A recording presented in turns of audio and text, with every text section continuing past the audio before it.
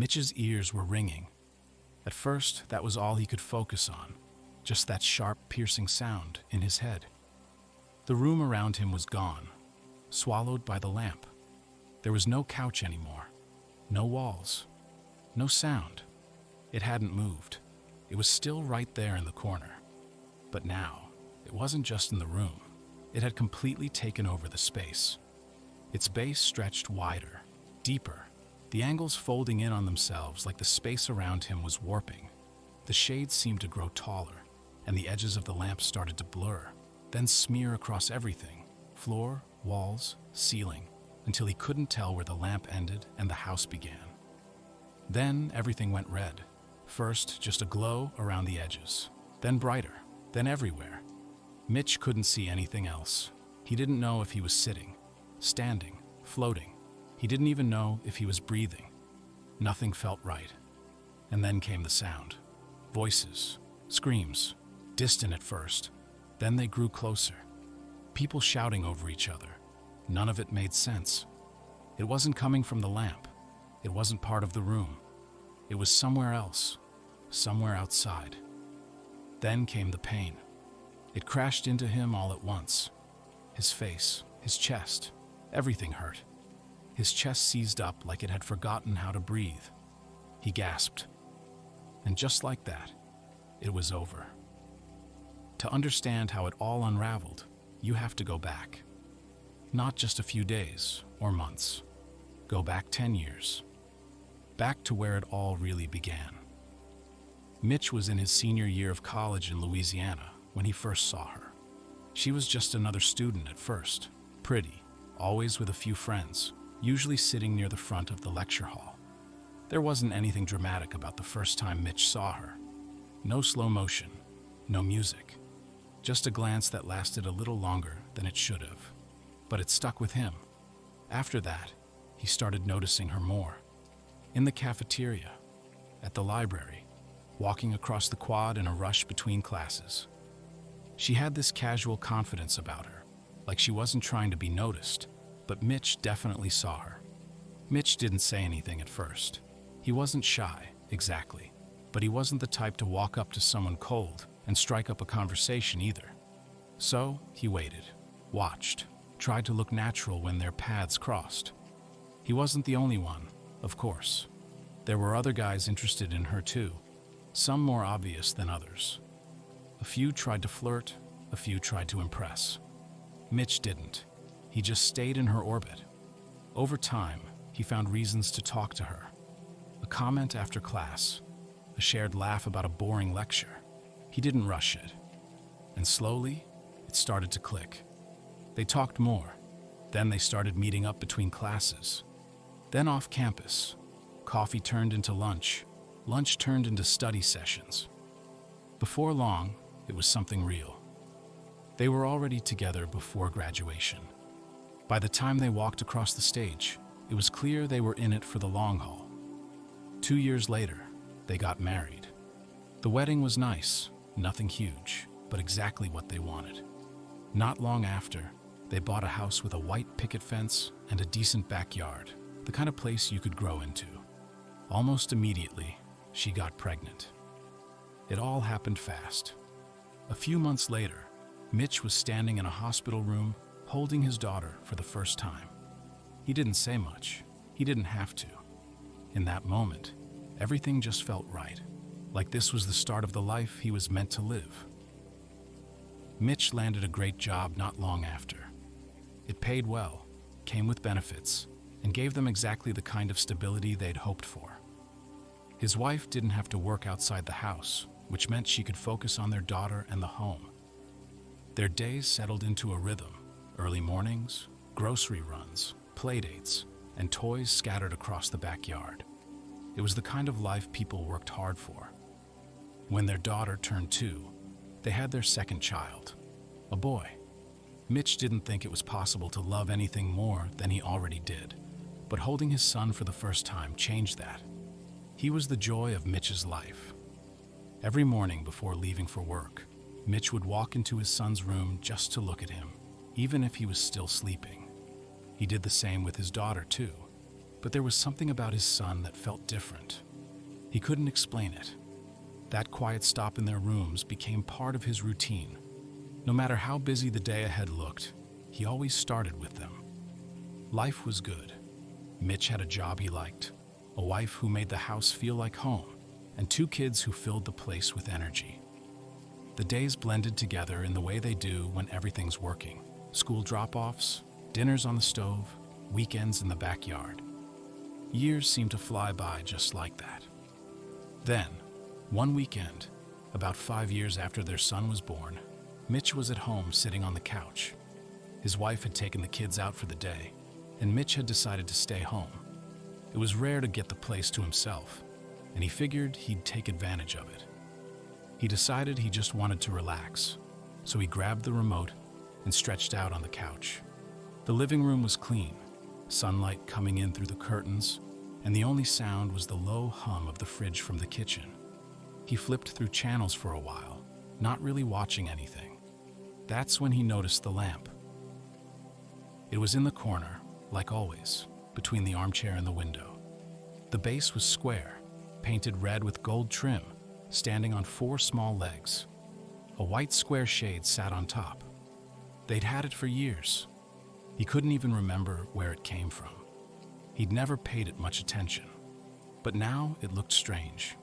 Not broken, not tilted, just off. The shape wasn't quite right. It looked like the angles were backwards, like the whole thing was folded in on itself somehow. Still solid, still standing, but the dimensions didn't feel normal. It was hard to explain. The more he stared at it, the more it felt like his eyes couldn't land on it properly. He blinked a few times, shifted his head, even glanced away and looked back, but it was still wrong.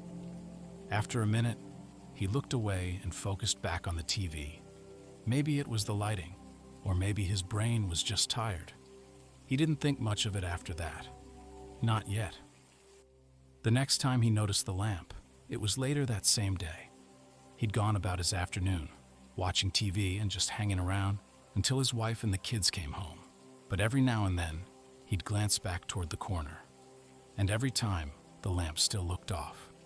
By early evening, he walked past the living room and paused. This time, something was clearly different. The lamp wasn't just distorted now, it was upside down. He stared at it for a long time. The base was on top, where the shade should have been, and the legs were somehow pointing toward the ceiling. The whole thing was flipped, but nothing else in the room was out of place. Everything else, the furniture, the shadows, the walls, looked completely normal.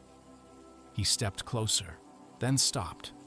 For a second, he wondered if he was having a medical issue, a stroke, a seizure. But his vision was clear. His thoughts were steady. There was no dizziness, no numbness, just that lamp, that weird, upside-down lamp. Still, he didn't say anything when his wife and the kids came home. He didn't want to sound crazy. Maybe it would go back to normal. Maybe he just needed sleep. Instead, he pretended everything was fine. And for the rest of the night, even while the kids watched cartoons and his wife cooked dinner, he kept looking back at it. It never changed back.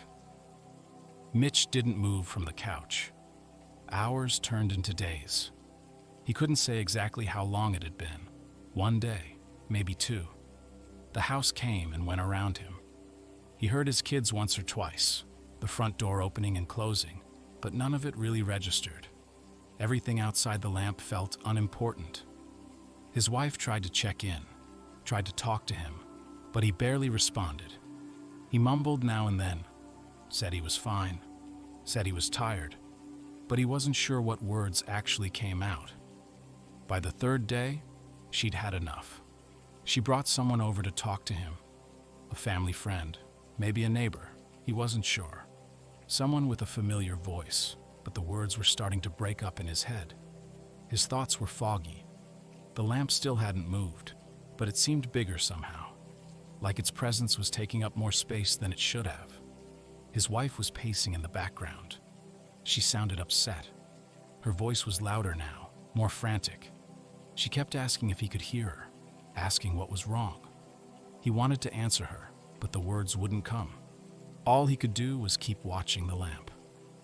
At a loss for what to do and how to help, and afraid of what was going on with Mitch, his wife took the kids to her mother's house. The house was quiet again, empty. Mitch hadn't moved from the couch. He was still staring at the lamp. At some point, he didn't know when, the room began to shift. The lamp was still in the corner, but its shape seemed to stretch, like the edges were pulling outward.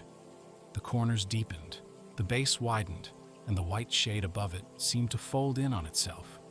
It didn't happen all at once, but slowly, like a shadow, creeping across the room. The walls began to blur.